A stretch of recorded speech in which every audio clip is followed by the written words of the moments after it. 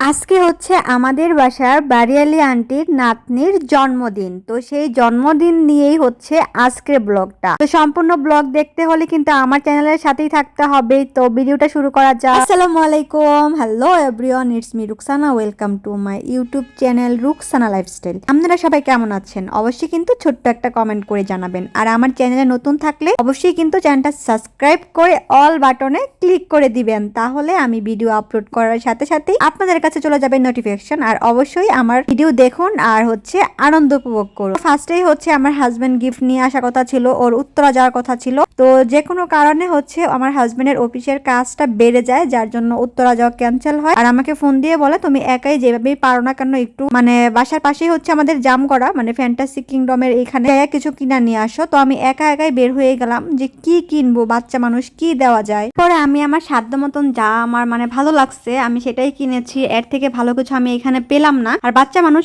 অবশ্যই এইসব জিনিসেই মানে খুশি, সেটা আমি পরে দেখাচ্ছি কি কিনেছি। তারপর চলে আসলাম রেডি হয়ে ওদের রুমে। মানে আমি যেই বিল্ডিং এ থাকি, যে ফ্লোরে থাকি, সেই ফ্লোরে হচ্ছে বাড়িয়ালি আন্টিরা থাকে। তো এখানে হচ্ছে দুইটা বড় বড় কেক। এই যে হলুদ ড্রেস পরা যেই আমাদের কিউটি মামুনিটা, মাশাল্লাহ, ওরই আজকে বার্থডে। আর এগুলো হচ্ছে ওর ফ্রেন্ড, আর এর সাথে একটা ছোট্ট বোন। মানে এগুলাই হচ্ছে আমরা সবাই আর কি, ওরকম কাউকে বলা হয় নাই, জাস্ট ছোট্ট সাদামাটা করে মানে এটা করেছে, আয়োজনটা করেছে। আর এই যে এখন হচ্ছে মানে বাচ্চা মানুষ তো ওরাই হচ্ছে আগে কেক মানে খেয়ে ফেলবে এরকম একটা অবস্থা। কেক কাটার সময়ই হয় নাই এখন। কেউটা আমি এডিট করতেছিলাম তখন আমার হাসি পাইতেছিল, তখনকার কথাটা মনে পড়া। মানে ওরা হচ্ছে কেক কি কাটবে তার আগে হচ্ছে ওরা মানে কে কি খাবে সেই চিন্তা করতেছিল। আর এইখানে হচ্ছে তারপর ফাইনালি কেকটা কাটা হচ্ছিল, কারণ ওদের আর ধৈর্য কোলাচ্ছে না। এদিকে মানে আপু মানে বাচ্চার যে আম্মা মানে মুস্কানের যে আম্মু, সে আপুর কোনো খবর নাই, তাকে রেখেই কেক কেটে ফেলেছে। যাই হোক, সবাই খুব আনন্দ করেছে, সবাই অনেক মজা করেছে, আলহামদুলিল্লাহ। তুমি অনেক বড় হও মা, অনেক ভালো হও, অনেক ভালো লেখাপড়া করো, তোমার জন্য আন্টির পক্ষ থেকে অনেক অনেক দোয়া। আর কেক গুলা অনেক মজার ছিল। একটা মুস্কানের গিফটের কেক একটা আপু অর্ডার করেছিল, তবে কেকগুলা খুবই মজার ছিল। আর এই তো এখন গিফট খোলার পালা। সবচেয়ে মানে সুন্দর মুহূর্ত যেটা, সেটা হচ্ছে গিফট আনবক্সিং করাটা। ফার্স্ট যে গিফটটা খুলেছে সেটাই হচ্ছে ফার্স্টে খোলার চেষ্টা করতেছিল। আর এটা হচ্ছে ওর ফার্স্ট গিফট, মানে ওর খালামুনি দিয়েছে ওকে, ওর ছোট খালামুনি। তো আমি হচ্ছে ওকে অনেক ভালোবাসি, অনেক ভালোবাসি মুস্কানকে। মুস্কান আমার ফোনের পাসওয়ার্ড সবকিছু ও জানে। আমি কখনোই বলি না যে তুমি আমার ফোন হাত দিও না। মানে ও আসে আমার ঘরে, আমার স্যামসাং এর যে পেনটা থাকে সেই পেন দিয়ে ও ড্রয়িং করে, আর ও ড্রয়িং করতে অনেক পছন্দ করে। এমনকি আমার হাজবেন্ডের যে একটা ট্যাপ আছে সেই ট্যাপটাও অনেক মানে ইউজ করে, কিন্তু আমরা কখনোই ওকে কিছু বলি না।